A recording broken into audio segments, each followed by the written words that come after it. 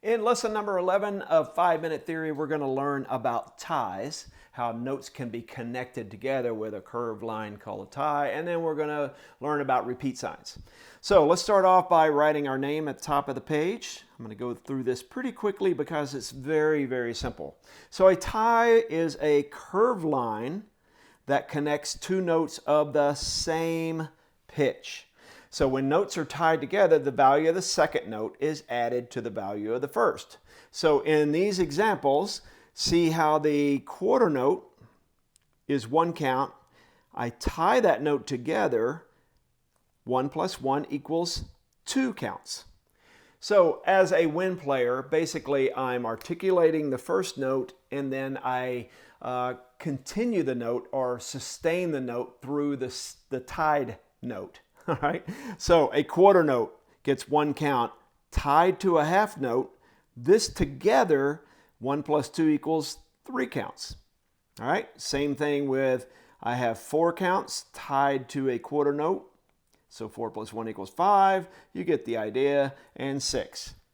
So we're going to put ties into music. On number 4, we're writing the counts in under these examples. Then we're going to clap and count the rhythm. So I'm in 4/4 time. So I'm thinking 1, 2, 3. My tie will be a sustain on count 4. Next measure, 1, 2, sustain on 3. Play again on count 4. Next measure, a half note, 1, sustain on 2, 3, 4. Next measure, 1, sustain on 2. This is a half rest, which is 3 and 4. Keep going. 1, sustain on 2, 3, 4.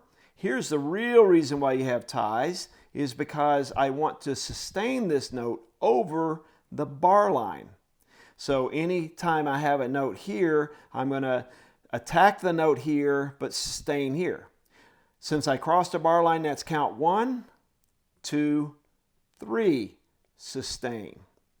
And then the last two measures, 1, sustain on 2, tie, which means 3, 4. So this is a half note. Half notes get 2 counts. So here's 2, and then the sustain on 3, 4. And the last measure, 1, 2, 3, 4. So notice that this measure and this measure are the same.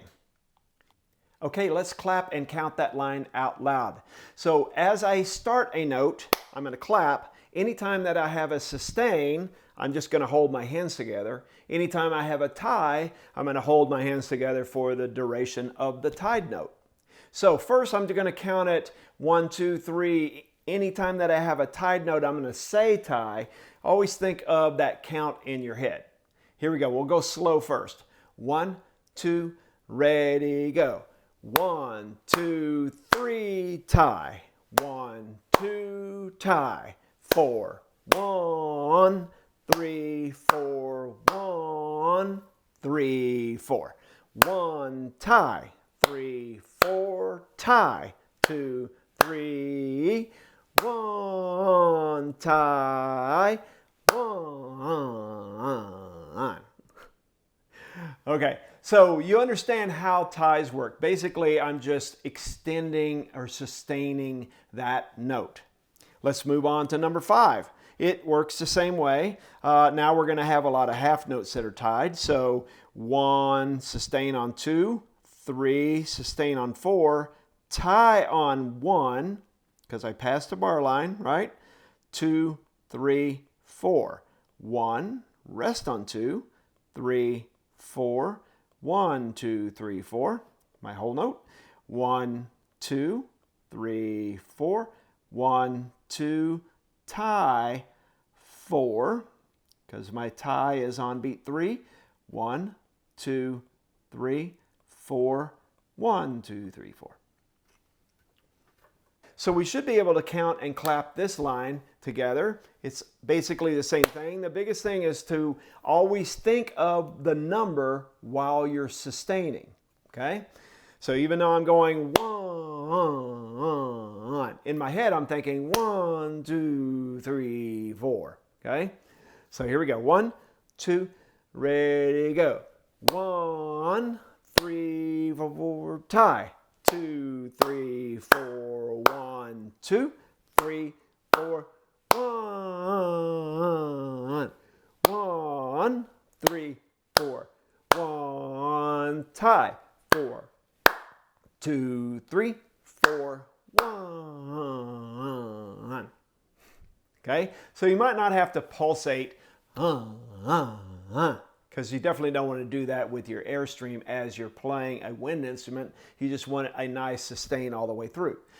But some of this is just kind of getting used to whenever you're doing clap notes, sustain notes, or rests. All right, a little bit of trickery involved in that. So practice that to make sure that you can get all the way through that line without making mistakes, and then move on to the second half of lesson number 11. In the second half of lesson number 11, we're learning about a repeat sign. So 2 dots placed before a double bar, remember that a double bar is a thin and a thick line, is called a repeat sign. When you reach a repeat sign, if there is no backward sign, so here's my backward sign, I got a thick and a thin instead of a thin and a thick with 2 bars. I go back to that sign, but if there is not one of those, then I go back to the beginning. So as I'm looking at this example here, notice I play measure 1 and 2. This is a backward sign, so I'm not going back to measure 1 and 2. That means I'm going to play measure 3 and 4. So here's my repeat sign, so I'm going to go back. I'm going to play measure 3 and 4 again. After I play measure 4 the second time, I keep going, 5 and 6. So a repeat is just a composer's way of saving space. Okay, this is a very small example where it's just a couple of measures repeated, but in music a lot of times it'll be several lines that are repeated or half of a musical phrase that is repeated. So you really can save a lot of space, and it makes it easier to play because you know that, hey, I've already played this before and there are no changes, and you just basically repeat it. So in this exercise, what I'm going to do is write in the notes as it would appear without ties. So we want to make sure that we're being very careful in writing legibly, because we want to make sure that we can read our own writing if you eventually compose your own music.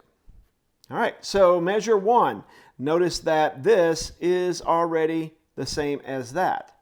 Measure 2, this is the same as this measure 2, except for instead of 2 quarter notes tied together, I just put a half note. So basically, exactly the same. So notice that I keep going, so I'm going to write my measure 3. Basically, I'm just copying it down, right? And then I keep going. How's all of your stems? Everything's really nice. Keep going. So I have a half note tied to another half note.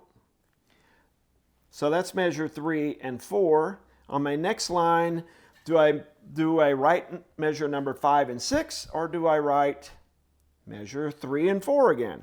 All right. So you can see why a repeat sign is nice, because you don't have to write this thing again. Now this time, instead of writing 2 half notes tied together, I'm just going to write a whole note. So a half note tied to another half note is a whole note. And then my next measure, I don't repeat again, I go to measure 5. So then you write your flat sign, your B flat, A, G. Now, instead of writing a quarter note, I'm going to write the opposite, or the other way of writing. 2 quarter notes tied together is a half note, and then measure C, I don't know why I have a flat sign on an F, but whatever the composer wants is what the composer gets. So you can write a flat sign on that F. Repeat signs are pretty simple. Chances are, if you've been playing music for very long at all, you have seen repeat signs, and this is just another way of just checking to make sure you really know what you're doing when you're reading music and you see a repeat sign and you know how it works. All right, if you got all that correct, very simple. I'll meet you in the next lesson.